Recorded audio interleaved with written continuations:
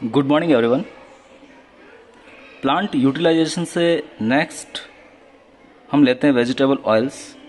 और सबसे पहला हमारा वेजिटेबल ऑयल है मूंगफली, और इम्पोर्टेंट पॉइंट्स की हम यहाँ पर बात करते हुए जाते हैं।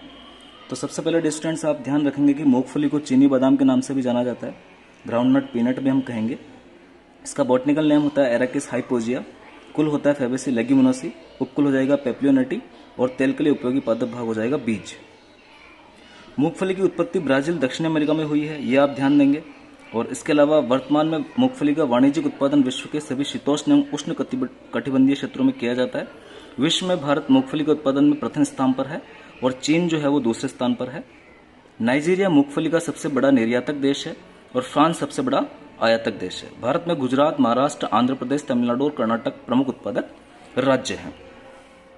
फिर स्टूडेंट्स आपसे प्रश्न पूछा जा सकता है कि मूंगफली के अंदर जो फल होता है वो किस प्रकार का होता है। तो मूंगफली का जो फल होता है वो दीर्घायत एस्पुटेंसिल लोमेंटम होता है। तो बिल्कुल आप ये फल के बारे में ध्यान रखेंगे। उसके बाद आगे हम देखें तो मूंगफली खरीफ की फसल है, ये आप ध्यान रखेंगे कि मूंगफली जो है वो खरीफ की फसल के अंदर आएगी।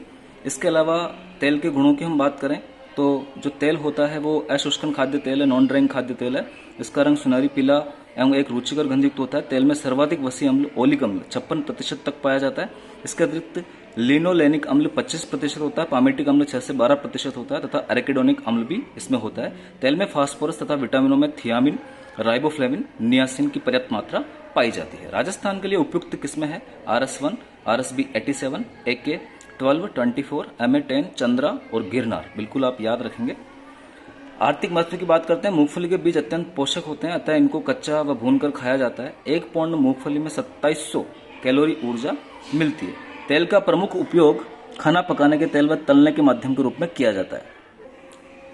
तेल का हाइड्रोजनीकरण कर वनस्पति की बनाया जा सकता है। बीजों से तेल निष्कर्षण के बाद बची हुई खली उत्तम पौष्टिक आहार है। तेल का प्रयोग साबुन बनाने में, स्नैक के रूप में, प्रसाधन सामग्री के निर्माण में भी किया जाता है।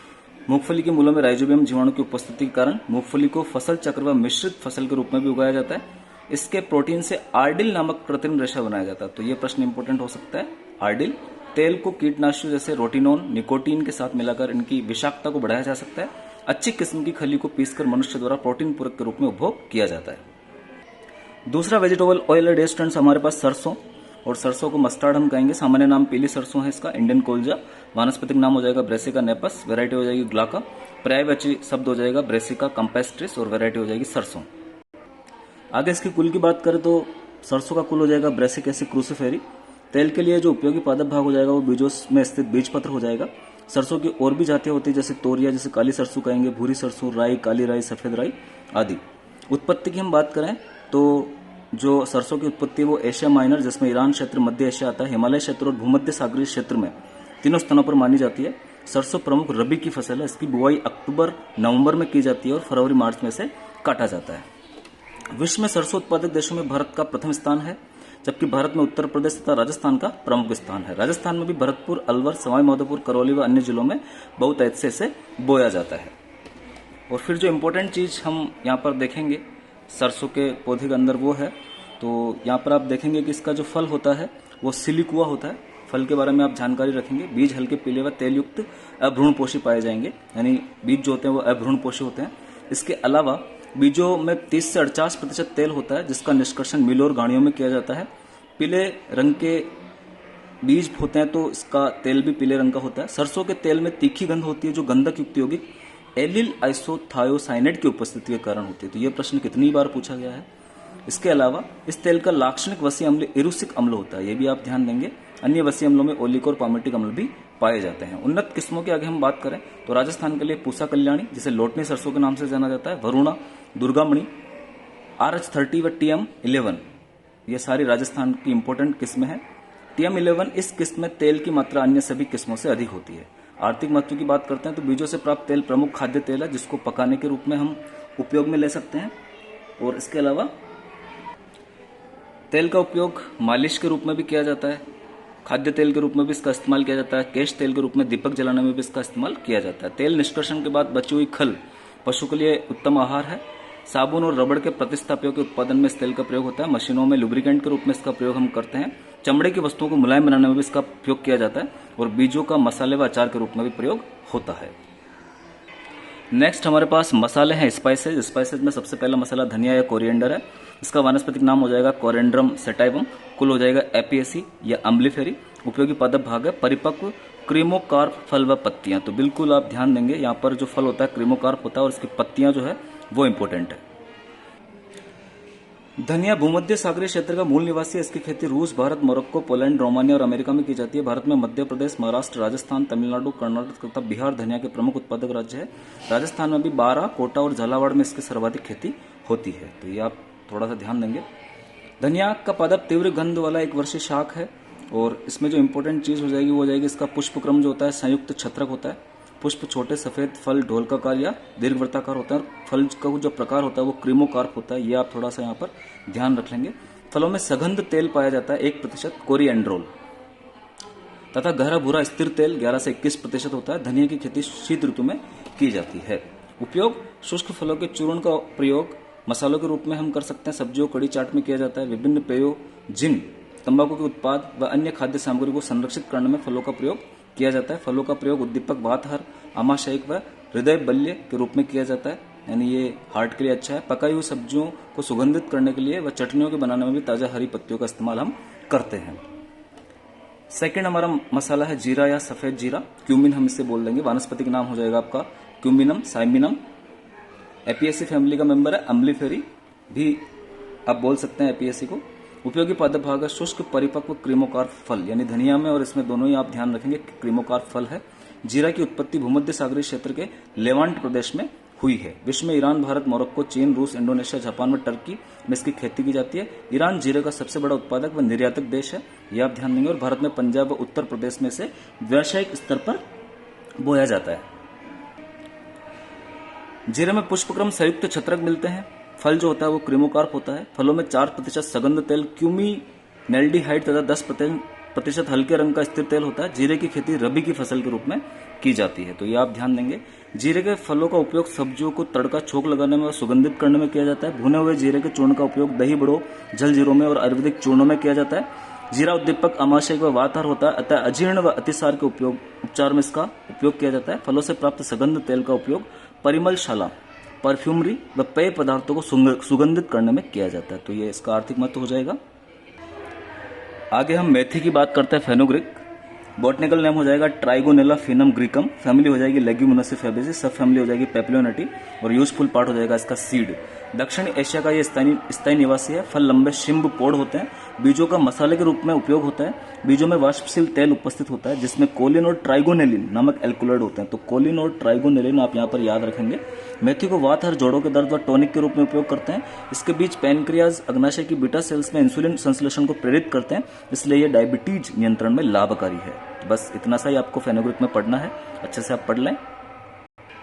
इसके बाद हमारे पास औषधीय पादप है मेडिसिनल प्लांट अश्वगंधा या असगंध, जिसे विथेनिया सोमनीफेरा भी हम बोलते हैं। पादप कुल सोलनेसी का ये मेंबर है। उपयोगी भाग रूट्स हो जाएगी, यानी रूट्स से दवाइयां बनाई जाती है। उपयोग स्त्री रोगों, गठिया रोग व जोड़ों के सूजन के उपचार में हम करते हैं। सोमनीफेरिन, विथेनिन यहाँ पर एल्कलॉइड पाए जाते हैं और इसके अलावा इसके अंदर अगर हम देखें तो असगंध नाम इसे इसलिए दिया जाता है क्योंकि इसके मूलों के पाउडर से घोड़े जैसी गंध आती है, इसलिए इसे असगंध कहा जाता है।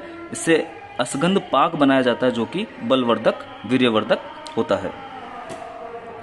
गुग्गल की हम बात करते हैं। कॉमीफेरा वाइटाई इसका नाम हो जाएगा। कुल बर्सरेसी। उपयोगी भाग स्तंभ, स्त्राव होता है। उपयोग जो है गठिया मोटापे में किया जाता है, गठिया के उपचार में किया जाता है। पौधों से स्त्राव के रूप में गुग्गल गोंद भी हमें प्राप्त होता है। यह मेडिसिनल प्लांट राजस्थान की संकटग्रस्त पादप प्रजाति में भी सम्मिलित किया गया है। तो ये आप मेडिसिनल प्लांट के लिए याद रखेंगे डिस्टेंस। लास्ट पार्ट हमारा पेय पादप या बेवरेज प्लांट, चाय की हम बात करते हैं। बॉटनिकल नेम है चाय का कैमेलिया साइनेंसिस या थिया साइनेंसिस, आप याद रखेंगे। फैमिली इसकी हो जाएगी थिएसी। चाय का 50% से अधिक भाग ऊपरी असम क्षेत्र से प्राप्त होता है। फल इसका त्रिकोष्ठीय कैप्सूल होता है।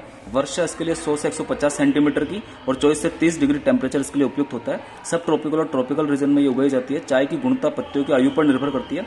शीर्षस्थ कायिक कलिकाएं, टर्मिनल वेजिटेटिव बर्ड्स सबसे उत्तम श्रेणी गोल्डन टिप्स की चाय बनाती है। सबसे छोटी पत्ती को हम ऑरेंज पिको बोलेंगे, दूसरी पत्ती को पिको कहेंगे, तीसरी पत्ती को पिको सुचांग कहेंगे, चौथी पत्ती को सुचोंग और पांचवी पत्ती को कोंगू कहा जाता है। तो आप इसे याद कर लेंगे OPP 80। बिल्कुल पत्ती वाइज आपको याद करना है। यहाँ से चाय बनाती है ये सारी पत्तियां। कॉमर्शियली 3 किस्में हमारे पास है, ब्लैक और फर्मेंटेड टी, वाणिज्यिक दृष्टि से सबसे इंपॉर्टेंट होती है ब्लैक और फर्मेंटेड टी, ग्रीन और अनफर्मेंटेड टी, और ओलोंग और सेमी फर्मेंटेड टी। चाय की प्रोसेसिंग 4 चरणों में की जाती है, WRFD, W for weathering, rolling, fermentation और ड्राइंग। तो बिल्कुल आप ध्यान देंगे। और फिर 5 में हम कोटिंग निर्धारण और छटनी, ग्रेडिंग और सॉर्टिंग करते हैं। तो सबसे पहली चीज है, बेलन क्रिया में पत्तियों के क्षतिग्रस्त होने से उनमें उपस्थित पॉलीफिनोल ऑक्सीडेज नामक एंजाइम पॉलीफिनोल पर सक्रिय हो जाता है। तो बेलन क्रिया जो रोलिंग क्रिया है उसमें आप ध्यान देंगे, जो रोलिंग क्रिया यहाँ पर की जा रही है उसके अंदर हमने ये बात बोली है कि बेलन क्रिया में पत्तियों के क्षतिग्रस्त होने से उनमें उपस्थित पॉलीफिनोल ऑक्सीडेज नामक एंजाइम पॉलीफिनोल पर सक्रिय हो जाता है। इस ऑक्सीकरण की क्रिया में ऑर्थोक्विनोन नामक पदार्थ बनते हैं जो चाय की पत्तियों को लाक्षणिक काला रंग प्रदान करते हैं। तो यहाँ से प्रश्न पूछा जा सकता है। किण्वन की क्रिया एल्यूमिनियम और ग्लास की सतह पर करवाई जाती है। अधिक किण्वित चाय गहरे रंग की व स्वाद में सॉफ्ट होती है। चाय के गुणों की हम बात करें तो चाय के उत्तेजक गुण उसमें उपस्थित कैफीन नामक एल्कलॉइड की वजह से होते हैं। कम मात्रा में कैफीन मानसिक व पेशी उत्तेजक के रूप में कार्य करता है। चाय में थीन 2.5% व 13 से 18% टेनिन व वाष्पशील ऑयल्स होते हैं। चाय का रंग व इसका तीखा स्वाद इसमें उपस्थित टेनिन के कारण होता है। तो बिल्कुल कैफीन आप याद रखेंगे चाय के अंदर मिलती है और टेनिन भी मिलता है। टेनिन 13 से 18% मिलता है और थीन जो होता है 2.5% तक मिलेगा। चाय की 2 उन्नत किस्में हमारे पास है, दार्जिलिंग टी और Assam T. Darjeeling T Assam T की अपेक्षा अधिक सुगंधित व सॉफ्ट होती है। 3 प्रमुख संस्थान है, टोकलाई एक्सपेरिमेंटल स्टेशन आसाम में है, टी रिसर्च इंस्टीट्यूट डॉर्ग West Bengal, government tea experiment from Palanpur. तो बिल्कुल पालनपुर भी आप याद रखेंगे। फिर हम कॉफी की बात करते हैं। बॉटनिकल नाम हो जाएगा कॉफिया अरेबिका, फैमिली हो जाएगी रूबिएसी। वाणिज्यिक कॉफी रूबिएसी कुल के कॉफिया अरेबिका नामक पौधे के बीजों को भूनकर प्राप्त की जाती है। कॉफी शब्द की उत्पत्ति कोफा शब्द से हुई है। यह दक्षिणी पश्चिमी एबिसीनिया का एक शहर था, तो कोफा शहर के नाम पर कॉफी का नाम पड़ा है। 50% कॉफी कर्नाटक उत्पादित करता है। 90% कॉफी कॉफिया अरेबिका से प्राप्त की जाती है। 2 बीजीय अस्टिल फल इसके अंदर मिलता है, 2 सीडेड ड्रूप फ्रूट इसमें होता है। गुदा व बीज अलग करने पर प्राप्त बीजों को पार्चमेंट कॉफी कहते हैं। आगे क्वालिटीज ऑफ कॉफी की बात करते हैं। 2 मुख्य अवयव कॉफी में होते हैं, कैफीन और कैफीटेनिक अम्ल। कैफीन की मात्रा 0.75 होती है या 0.75 से 2.5% तक होती है। कॉफी के स्वाद का कड़वापन व उत्तेजक प्रभाव इसी एल्कलॉइड के कारण होता है, कैफीन की वजह से आप ध्यान देंगे। विश्व के अनेक भागों में कॉफी को लोग चिकोरी के साथ मिलाकर पीते हैं। चिकोरी एस्ट्रेसी कुल के सिकोरियम इंटिबस की जड़ों को पीसकर तैयार किया गया एक पाउडर होता है, तो इंपॉर्टेंट है। कुछ भागों में माल्टेड व्हीट और जौ का पाउडर भी कॉफी में मिलाया जाता है। औषधियों में कॉफी का प्रयोग उत्तेजक व मूत्रल के रूप में किया जाता है, यानी ये मूत्रता को बढ़ाता है। इसमें कैफियोटॉक्सिन वाष्पशील विषैला पदार्थ होता है और दुष्प्रभाव इसी के कारण कॉफी का होता है अधिक मात्रा में पीने पर। कॉफी के बीजों का प्रयोग कैफेलाइट नामक विशेष प्रकार का प्लास्टिक बनाने में भी किया जाता है, तो कैफेलाइट प्लास्टिक आप ध्यान देंगे यहाँ पर। तो इस प्रकार से रेस्टोरेंट्स हमारे दोनों पेय पदार्थ जो है चाय और कॉफी भी कंप्लीट हो जाते हैं और आपका प्लांट यूटिलाइजेशन का सेकंड पार्ट और अंतिम भाग भी पूर्ण हो जाता है। बहुत बहुत धन्यवाद।